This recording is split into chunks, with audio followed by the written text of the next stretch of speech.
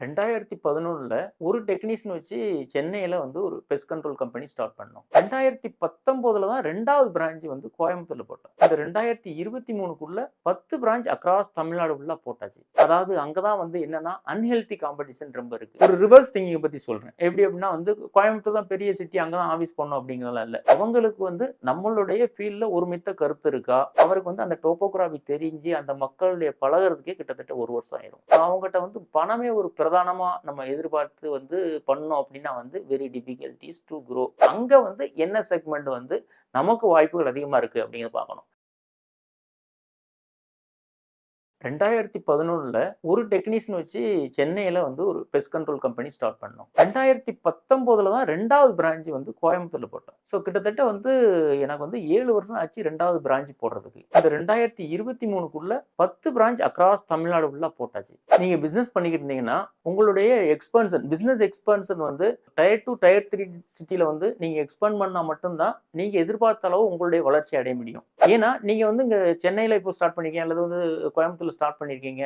உண்மையாலுமே சோர்சஸ் அதிகமா தான் இருக்கும். பட் ஆனா என்னன்னா அன்ஹெல்தி காம்படிஷனால உங்களுடைய ரேட், அதாவது சார்ஜஸ் வந்து கம்மி பண்ணி உங்களுடைய மார்ஜின் வந்து ரொம்ப தின் ஆயிரும். இதே இது டயர் 2 டயர் 3 சிட்டில வந்து நீங்க ஒரு பிரான்ச் பேஸ் போட்டு உங்களுடைய ஆர்கனைசேஷனை க்ரோ பண்ணீங்க அப்படின்னா டெஃபினட்டா வந்து அதிக வளர்ச்சி அடைய முடியும். இதே இது எங்க ஆர்கனைசேஷன் எடுத்துக்கோங்க. நான் சொன்ன மாதிரியே 2 பிரான்ச் தான் போட்டிருந்தேன். கோயம்புத்தூர்ல, இங்க 2019ல. பட் ஆஃப்டர் 2019க்கு அப்புறம் 2023க்குள்ள கிட்டத்தட்ட அனதர் 10 பிரான்ச் போட்டேன். அந்த 10 பிரான்ச் போட்டு என்ன ஆனது அப்படின்னா வந்து நல்ல மேசிவ் குரோத் இருந்தது.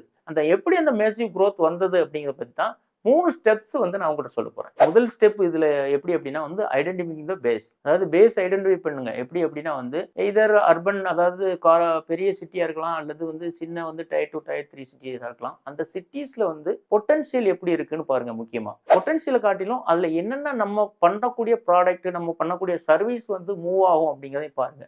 அதே நேரத்துல வந்து அது காம்படிஷன் எப்படி இருக்கு அப்படிங்கிறத பாருங்க. சில இதெல்லாம் நமக்கு தெரியாத அளவுக்கு எங்க இதை எடுத்துக்கிட்டீங்க அப்படின்னா ஒரு சிட்டில வந்து ஒரு செக்மெண்ட் வந்து அதிகமான வால்யூம் போய்கிட்டு இருக்கும். அந்த சிட்டில வந்து நம்ம வந்து பேஸ் பண்ணி அதை வந்து ஒரு ஆஃபீஸா போட்டோம் அப்படின்னா வந்து அந்த இது வளர்ச்சி அடைய சான்சஸ் அதிகமா இருக்கு.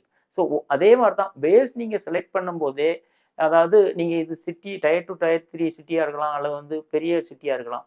எந்த சிட்டியா இருந்தாலும் சரி, நீங்க வந்து நமக்கு உள்ள பொட்டன்ஷியல் அங்க இருக்கா அப்படின்னு முதல்ல பாருங்க. பார்த்துட்டு அதை பேஸ் ஸ்டார்ட் பண்ணீங்க அப்படின்னா டெஃபினட்டா வந்து அடுத்த லெவலுக்கு நம்ம வரதுக்கு சான்சஸ் இருக்கு. ஒரு ரிவர்ஸ் திங்கிங் பத்தி சொல்றேன். எப்படி அப்படின்னா வந்து கோயம்புத்தூர் தான் பெரிய சிட்டி, அங்க தான் ஆஃபீஸ் பண்ணணும் அப்படிங்கிறதெல்லாம் இல்ல. நீங்க வந்து கோயம்புத்தூரை சுற்றி உள்ள சர்க்கிள்ல கான்சென்ட்ரேட் பண்ணணும்னா, சப்போஸ் ஈரோடு எடுத்துக்கோங்க. ஈரோடுல நீங்க ஆஃபீஸ் போட்டுட்டு கோயம்புத்தூரையும் டேப் பண்ணலாம். இப்போ ஈரோடுல நீங்க ஆஃபீஸ் போடுறதுனால எப்படி அப்படின்னா உங்களுக்கு மற்ற எக்ஸ்பெண்டிச்சர்கள் எல்லாம் கம்மியாகும். அதே நேரத்தில் வேலைக்கு ஆட்கள் ஈஸியா கிடைப்பாங்க. இந்த மாதிரி பல காரணினால ஈரோடுல ஆஃபீஸ் போட்டும் நீங்க கோயம்புத்தூர் டேப் பண்ணலாம். ஸோ இந்த மாதிரி நீங்க திங்க் பண்ணி உங்களுடைய ஆஃபீஸ் எங்க போடணுமோ அந்த மாதிரி பண்ணலாம். 2வது முக்கியமான விஷயம் என்ன அப்படின்னா வந்து, அதாவது செலக்டிங் அசோசியேட்ஸ் அல்லது உங்க எம்ப்ளாயி, பிரான்சைசி ஓனர் எதுவாக இருக்கட்டும். ஃபர்ஸ்ட் ஆஃப் ஆல் நம்ம என்ன தீர்மானிக்கணும் அப்படின்னா வந்து, அவங்களுக்கு வந்து நம்மளுடைய ஃபீல்ட்ல ஒரு மித்த கருத்து இருக்கா? எக்ஸ்பீரியன்ஸ் இல்லாட்டா கூட பரவாயில்ல. அத பத்திய நாலேட்ஜ் இருக்கா? அல்லது அந்த இந்த இந்த மாரி நம்ம வந்து எந்தூசியாஸ்டிக்கா வளரணும் அப்படின்னு வளரக்கூடிய ஒரு எண்ணம், தாட் ப்ராசஸ் எல்லாமே இருக்கா? அப்படிங்கிறத நம்ம ஃபர்ஸ்ட் ஐடென்டிஃபை பண்ணணும். அத ஐடென்டிஃபை பண்ணிட்டு தான் நீங்க வந்து அசோசியேட்ஸ் செலக்ட் பண்ணணும். பேஸ் போட்டா மட்டும் போதாது. அதுக்கு இந்த identification of associates, franchisee owner அல்லது உங்களுடைய ஸ்டாஃப்ஸே யாராவது நீங்க ரெக்ரூட் பண்ணாலும், அவங்களுக்கு இந்த மாரி சில காரணிகள் இருக்கா அப்படிங்கிறத முதல்ல பார்க்கணும். பார்த்துட்டு நீங்க ரெக்ரூட் பண்ணணும். இது நான் ஒரு விஷயம் சொல்றேன். என்ன அப்படின்னா வந்து, சப்போஸ் இப்போ சென்னையில உள்ள ஒரு பையன நீங்க வந்து ஈரோடுல போய் பேஸுக்கு வந்து பேஸ் இன்சார்ஜா போடுறேன்னு வச்சுக்கோங்க. அவருக்கு வந்து அந்த டோபோகிராஃபி தெரிஞ்சு அந்த மக்களுடைய பழகுறதுக்கே கிட்டத்தட்ட 1 வருஷம் ஆயிரும்.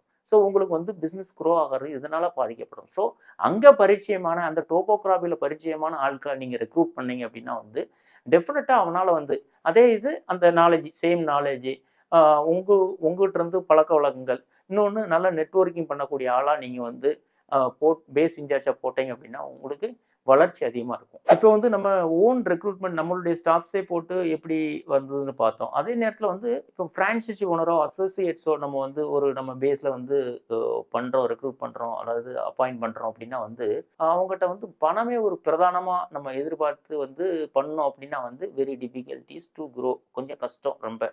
க்ரோ ஆகலாம், மேபி ஆகாமல் இருக்கலாம். அதே நேரத்தில் அவங்ககிட்ட முக்கியமாக நம்ம பார்க்கக்கூடியது என்ன அப்படின்னா வந்து நம்மளுடைய விஷன் அண்ட் மிஷன் அண்ட் பர்பஸும் அவங்க வந்து அதே இதில் வந்து ஒத்து போகிறாங்களா அப்படிங்கிறத ஃபஸ்ட்டு பார்க்கணும். ரெண்டாவது விஷயம் என்ன அப்படின்னா உண்மையாலுமே நம்ம வந்து அவர் வந்து இந்த இந்த ஃபீல்டில் வந்து அவரால் இன்வால்வ் பண்ணி பெரிய அளவுக்கு க்ரோ பண்ணுவாரா அப்படிங்கிறத பார்க்கணும். இன்வால்வ்மெண்ட் எப்போ வரும்? உண்மையாலுமே அவருக்கு வந்து இதில் இன்ட்ரெஸ்ட் இருக்கணும். முதல்ல இன்ட்ரெஸ்ட் இருக்கான்னு பார்க்கணும். இதை மாதிரி பல காரணிகள் நீங்கள் பார்த்துட்டு அதுக்கப்புறம் ரெக்ரூட் பண்ணீங்கன்னா ஃப்ரான்ச்சைசி ஓனரோ அசோசியேட்ஸோ ரெக்ரூட் பண்ணீங்கன்னா க்ரோ ஆகிறதுக்கு சான்சஸ் இருக்குது. மூணாவது வந்து செக்மெண்டேஷன். அதாவது செக்மெண்டேஷன்னா என்ன அப்படின்னா வந்து இப்போ சென்னை எடுத்துக்கோங்க. சென்னையில் வந்து நீங்கள் வந்து ரெஸ்டாரண்ட் எடுத்துக்கோங்க, மற்ற சூப்பர் மார்க்கெட் எடுத்துக்கோங்க, எல்லா விஷயத்துலையும் எக்ஸ்போர்ட் எடுத்துக்கோங்க, எல்லா வெர்டிக்கல்லையுமே வந்து என்னோட தொழிலை பொறுத்தவரை எல்லா வெர்டிக்கல்லையுமே வாய்ப்புகள் அதிகமாக இருக்குது, பண்ணி கொடுத்துட்ருக்கோம். இதே நேரத்தில் வந்து நீங்கள் வந்து இப்போ சப்போஸ் ஈரோடு எடுத்துக்கோங்க.